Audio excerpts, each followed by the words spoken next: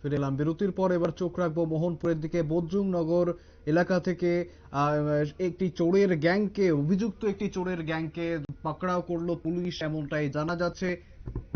বিস্তারিত জানবো। বজরুংনগর থানার অধীন আর কে নগর ইন্ডাস্ট্রিয়াল এলাকাতে দীর্ঘদিন ধরেই একটা গ্যাং সক্রিয় ছিল, চোরের গ্যাং সক্রিয় ছিল, এমনটাই আশঙ্কা ছিল পুলিশের। এবং বিদ্যুতের অ্যালুমিনিয়াম তার, তামার তার ইত্যাদি ইত্যাদি সরঞ্জাম চুরি করত তারা। গতকাল গোপন সংবাদের ভিত্তিতে বজরুংনগর থানার পুলিশ নবচৌমনি এলাকা থেকে বিদ্যুতের ট্রান্সফরমার সহ 3 জনকে গ্রেপ্তার করেছেন এবং তাদেরকে ইতিমধ্যেই আটক করা হয়েছে। এই বিষয়টি কি জানাচ্ছেন পশ্চিম জেলার পুলিশ সুপার किरण कुमार के एसपी তিনি ঠিক কি জানাচ্ছেন একবার শুনবো।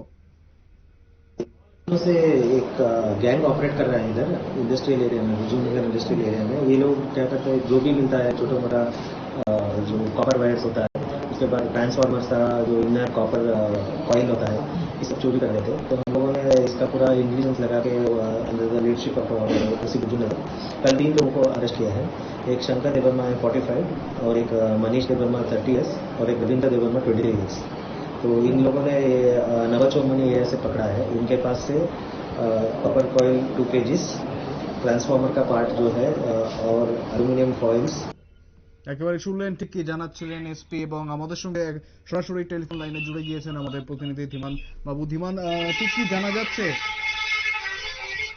হ্যাঁ দেখো, এখানে বুদ্ধনগর থানাধীন যে এলাকাটা রয়েছে ইন্ডাস্ট্রিয়াল এরিয়াতে, এখানে দীর্ঘদিন যাবৎ একটা চোর চক্র গ্যাং কাজ করছে। তারা এই ইন্ডাস্ট্রিয়াল এরিয়া থেকে তামার তার, অ্যালুমিনিয়ামের কয়েল, যে সমস্ত জিনিস আসবাবপত্র রয়েছে বিভিন্ন দপ্তরের, সেগুলি চুরি করা হচ্ছে। দীর্ঘদিন ধরে ওত পেতে রেখেছে বুদ্ধনগর থানার পুলিশ তাদেরকে ধরার জন্য, কিন্তু কোনোভাবে তাদেরকে বাগে আনা যাচ্ছে না। গতকাল তাদের সোর্স মারফত এখানে ওত পেতে থাকে পুলিশ এবং সেই মোতাবেক নবচৌমুহনী এলাকা থেকে একটা গ্যাংয়ের 3 জন সদস্যকে ধরতে পেরেছে বুদ্ধনগর থানার পুলিশ।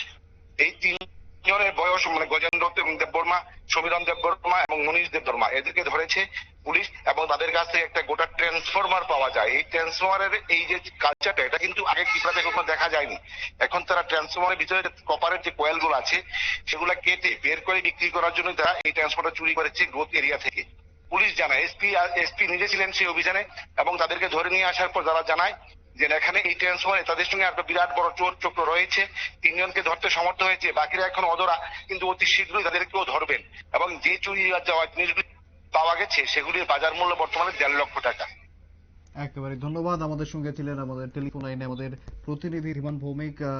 তিনি জানাচ্ছিলেন বিস্তারিত যে আপাতত 3 জনকে এখনো পর্যন্ত ধরতে সক্ষম হয়েছে পুলিশ এবং এর পিছনে আরো বড় গ্যাংয়ের একটি কাজ রয়েছে, আরো অনেকে জড়িত রয়েছে এমনটাই আশঙ্কা পুলিশের। সেদিকেও পুলিশ তদন্ত চালাচ্ছে, পুলিশের নজর রয়েছে সেদিকে। বাকিদেরও খুব শীঘ্রই জালে তোলা হবে এমনটাই আশাবাদী পুলিশ। ফিরে আসছি একটি ছোট্ট বিরতির পর, সঙ্গে থাকুন।